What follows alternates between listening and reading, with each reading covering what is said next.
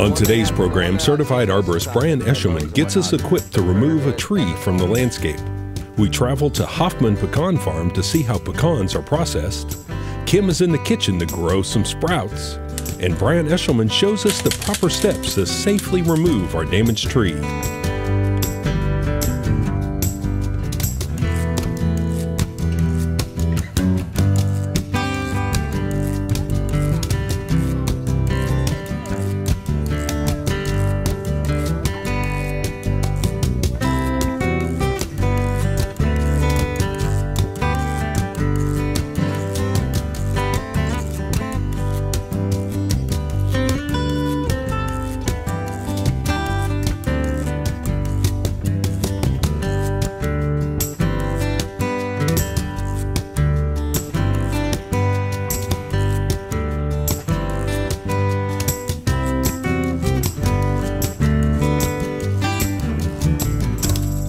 Oklahoma Gardening is a production of the Oklahoma Cooperative Extension Service as part of the land grant mission of the Division of Agricultural Sciences and Natural Resources at Oklahoma State University, dedicated to improving the quality of life of the citizens of Oklahoma through research-based information.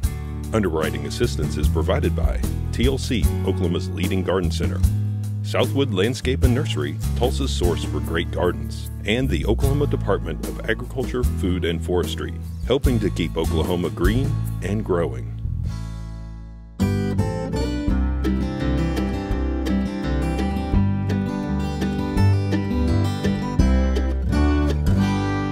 Joining us today is certified arborist Brian Eshelman from Eshelman Tree Service.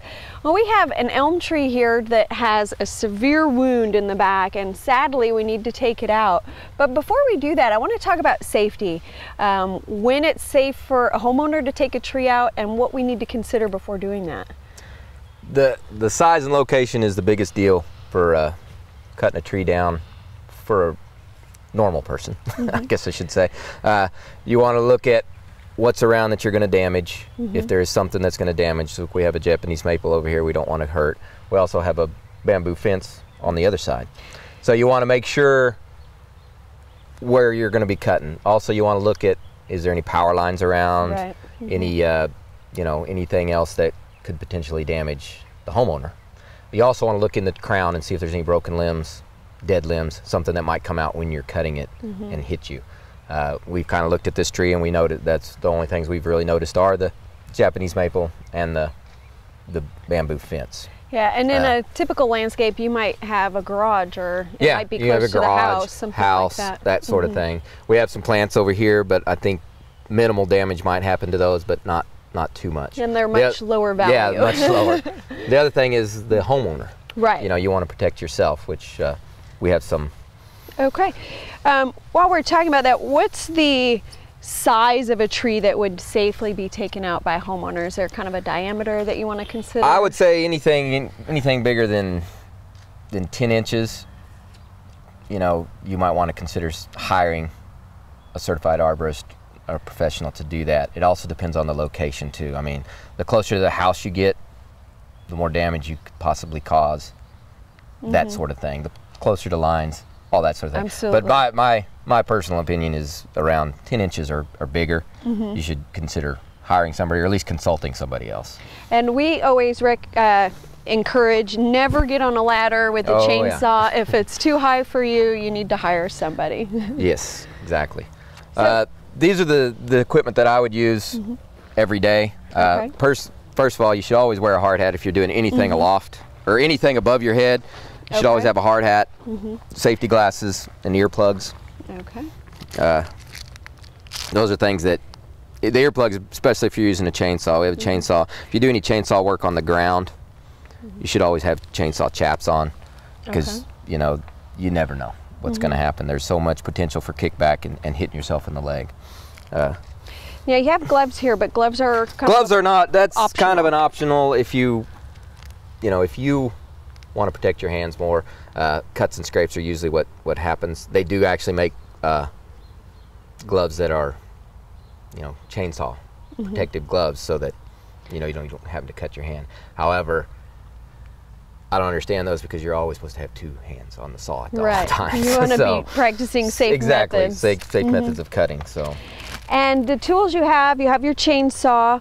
Obviously, we want to make sure we have a sharp blade. yeah, sharp chains. You know, that's definitely going to make it a lot safer for you if your stuff is working properly. Correct. Running, cutting right.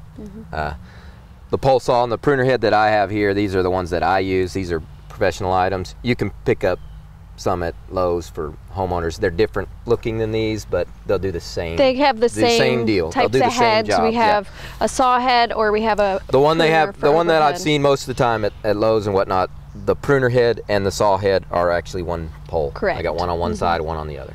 Oh. And they, like I said, they still do the same things that we want to do. So before we ever start tackling a tree, we want to assess it, make sure Yeah. it's safe for us to take down, and then of course make sure we have all the proper equipment. Exactly. Thank you.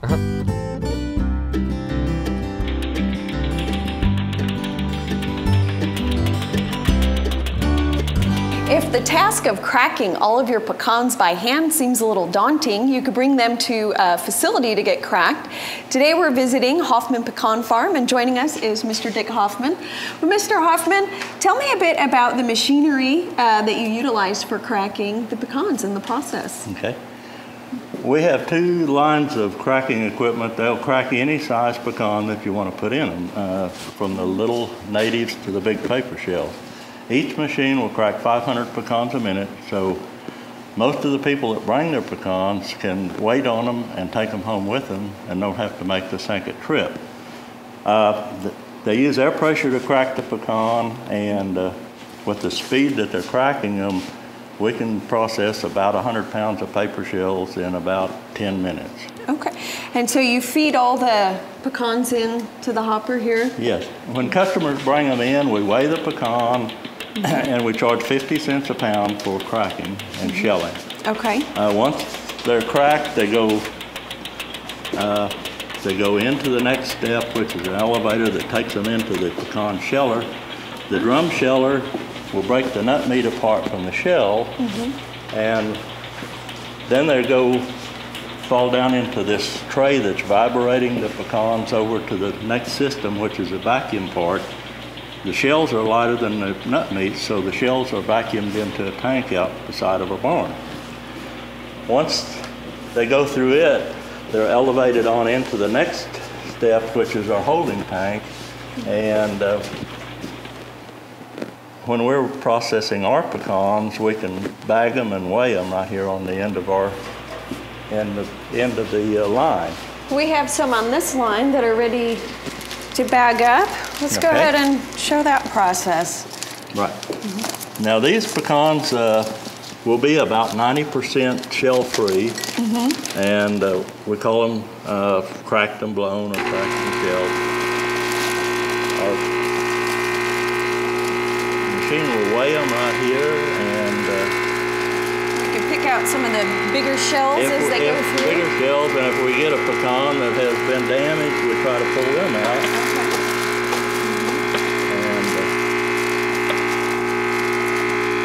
This particular variety is the Pawnee variety. It's one of the earlier ones to ripen, so that's one of the first ones to hit the market, and it's been a very popular pecan in Oklahoma.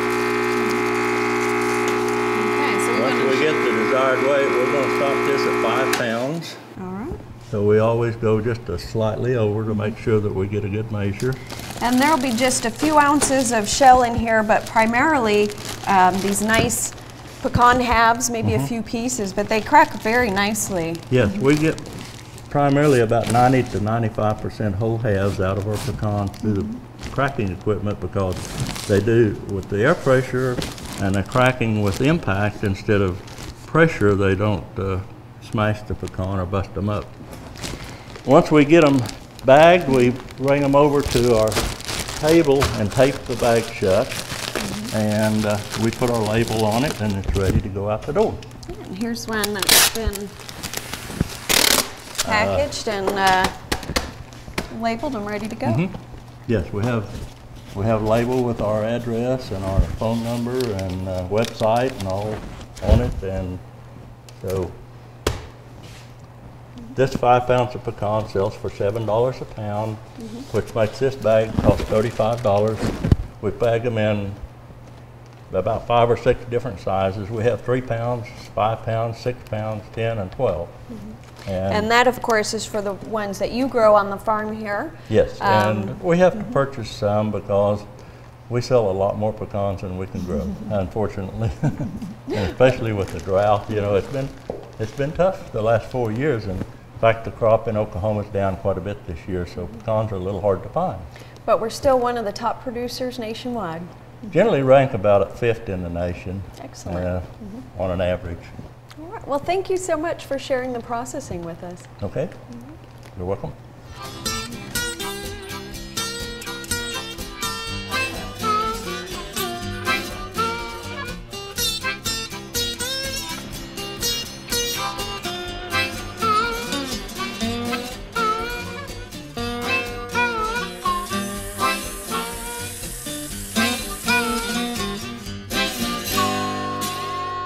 Growing sprouts is a great way to supplement the winter diet. There are many different types of sprouting systems, but for today's demonstration, I'm going to use the old-fashioned jar method. So our materials we need are some seeds for sprouting, a wide-mouth jar with either a metal ring with cheesecloth to serve as our lid, or you can use a lid that has a piece of mesh inside to allow the water to drain through. Now, seed selection is very important. You want to start with seed that is specifically produced for sprouting. A lot of seed that's used for the garden is treated with a fungicide, which can be easily seen as a pink or greenish coating. But we don't want that. That would be very harmful for us to eat. We want to start with a seed for sprouting and search out a certified pathogen-free seed for your safest start to sprouting. Now, the amount of seed that we're going to use will vary greatly depending on what we're sprouting. Seeds can double or quadruple in size as they sprout inside the jar. For mung beans, our finished volume is 8 times what we began with. So we really have to be careful with how much seed to put in. I'm using a mix of clover, cress, and garlic. And for this, I'll go with 1 tablespoon of seed. As I become more familiar with this seed mix, I'll have a better idea of how much I can put in my jar. So we want to start by cleaning our seed. You could do this, I really like putting it in a measuring cup, or you could put it in a shallow bowl. And what we want to do is agitate the seeds a little bit and wait for some of the hulls to float up to the surface. And research shows that the greatest source of contamination is actually in that seed hull. So we're going to scoop off any seeds that are floating, which suggests they could be kind of unviable, and then any hulls that float to the surface. This gives us a nice clean start for our sprouting. Once you have all the hulls removed, we're going to put the seeds into the jar for soaking. Depending on what type of sprouter you're using, you could soak them in a bowl, but if we're using the jar system, we can go ahead and soak them in here. I'm going to do this over the sink in case I spill. And different types of seed have different requirements for how long they need to soak. For this mixture, we want to soak about 8 to 12 hours. Some of the larger seeds, especially the nuts, only need to soak for about 4 hours. And you could find that information on seed packets or in catalogs when you're ordering your seed.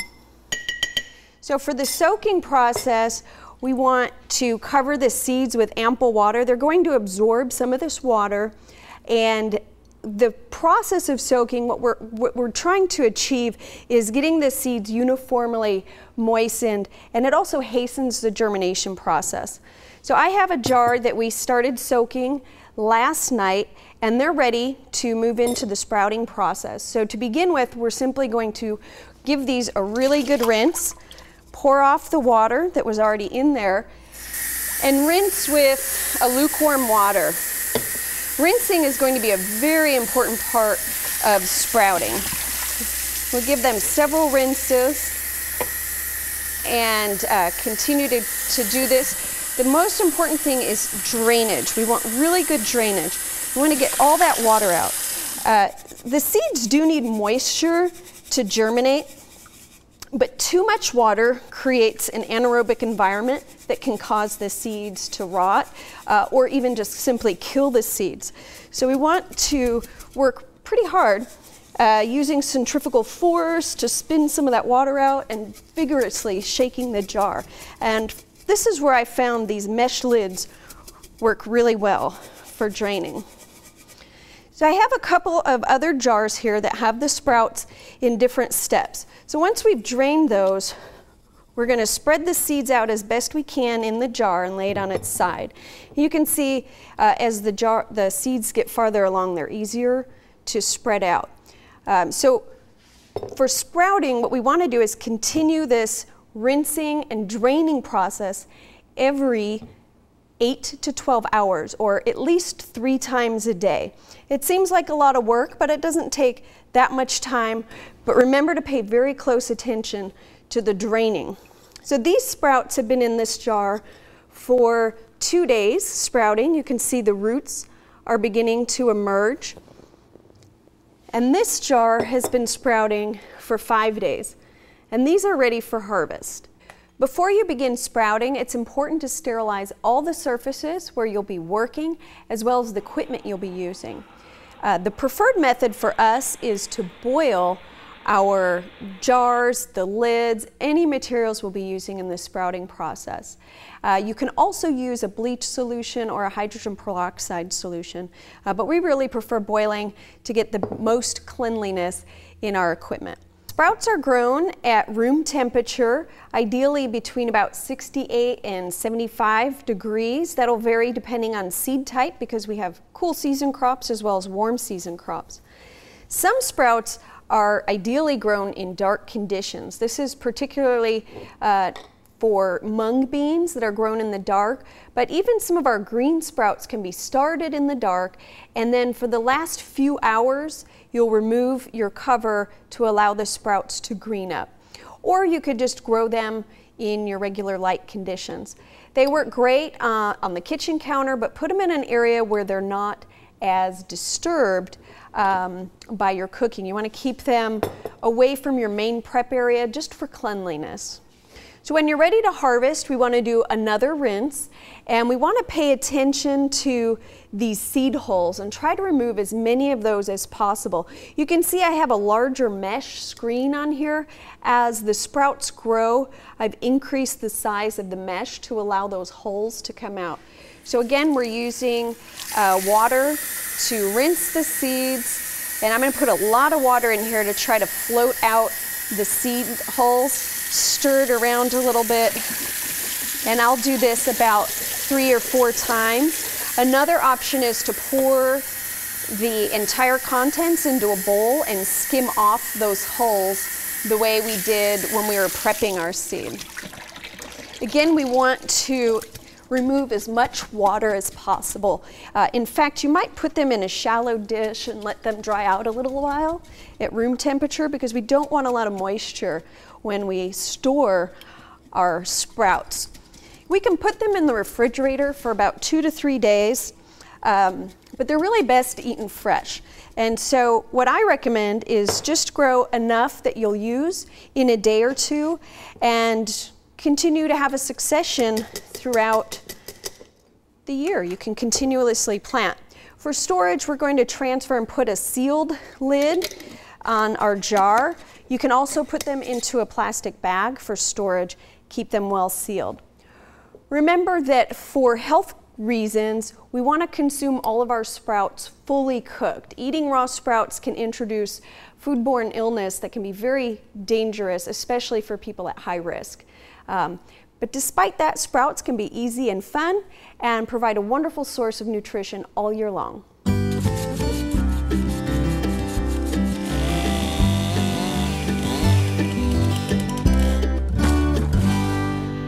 Brian Eshelman, certified arborist, is going to demonstrate a safe way to remove a tree from the landscape. And we have this elm tree that has some damage, but we point out there's a few things that can get injured if we drop that tree. There's a Japanese maple and a fence. So how would you approach this tree to take it out safely without damaging anything around it? Well, I'd trim out the top a little bit, knocking it down, basically topping it out where we can kind of control the limbs on their way down. We're going to cut through a little way, about halfway through, and we're going to reach out and try to pull it down so that it doesn't fall all in one shot. Then we'll finish the cut at the end. That way we're not, you know, doing any major damage. If we was to drop the whole tree, we could probably drop it this way. However, I think it's going to hit the fence. Okay. It may or may not damage the fence. That's why I would come in and kind of knock it down. So if we do, we just barely brush the fence. Okay.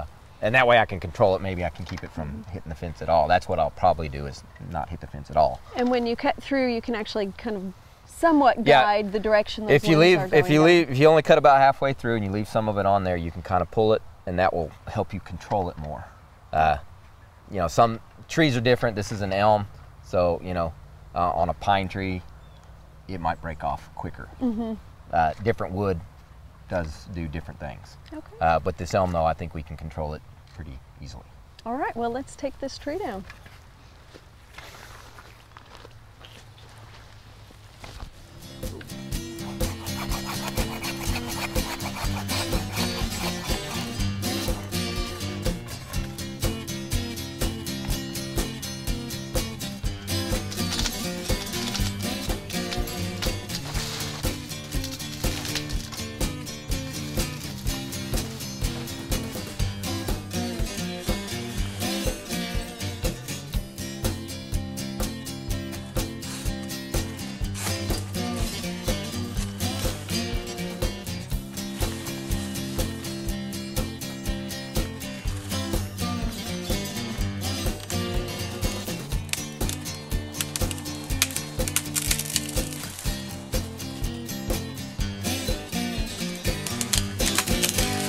Brian, as you were working, I noticed a few other safety precautions you took. Obviously, you were able to take everything down safely from the ground by using a pole saw.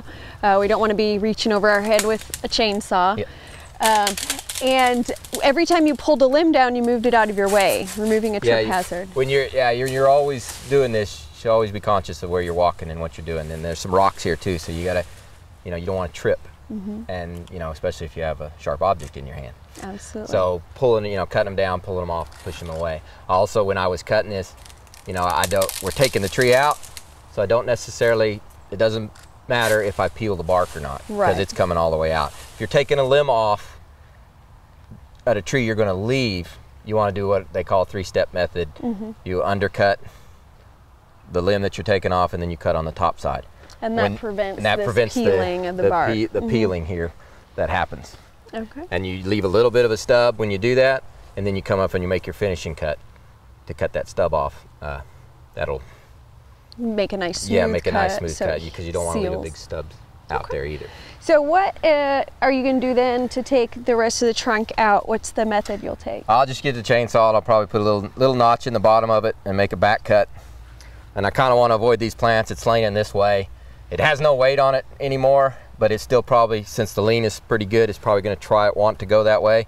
So I'll probably leave a good hinge on it, and then I'll just push it by hand, because it's so relatively small, just to get it to land in here, so we can avoid, you know, less plant damage as we can possibly avoid. Okay.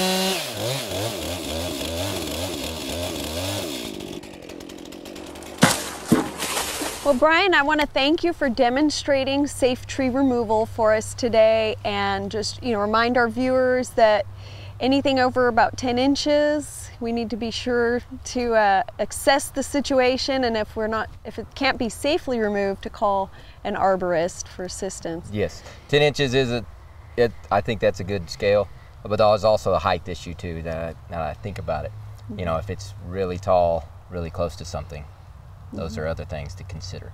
Always best to be safe. Yes. Thank you so much. Thank you.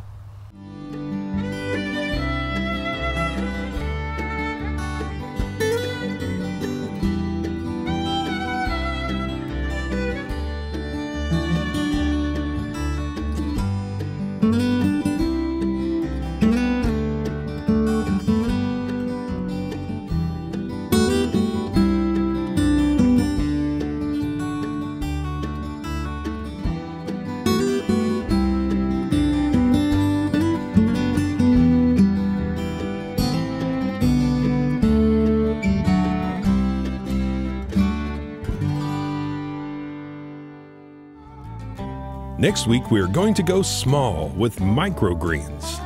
Kim is in the greenhouse planting and harvesting the tasty little beauties, and Barbara Brown has lots of ways that we can use them in our menus. Field producer Laura Payne joins Kim to look at commercially available sprout growing systems. Floriculture professor Bruce Dunn talks poinsettias, and Kim has gift ideas for gardeners. We only have 2 new shows left this year, so be sure and join us next week for more TV You'll Grow to Love. For additional information, show notes, plant lists, recipes, and fact sheets, visit our website or contact your local Oklahoma Cooperative Extension Service office. Segments from this episode, along with hundreds more from previous episodes, are available on our YouTube channel, youtube.com/Oklahoma Gardening. Be sure to join our Facebook group for information on upcoming episodes and gardening events, photos, and discussions of gardening topics. Oklahoma Gardening is produced by the Oklahoma Cooperative Extension Service as part of the Division of Agricultural Sciences and Natural Resources at Oklahoma State University. The Botanic Garden at OSU is home to our studio gardens. This outdoor television studio is made possible with the help of our generous underwriters: TLC Garden Centers, Southwood Landscape and Nursery, and the Oklahoma Department of Agriculture, Food, and Forestry. Additional support is provided by Pond Pro Shops, Greenleaf Nursery and the Garden Debut Plants, and the Oklahoma Horticultural Society.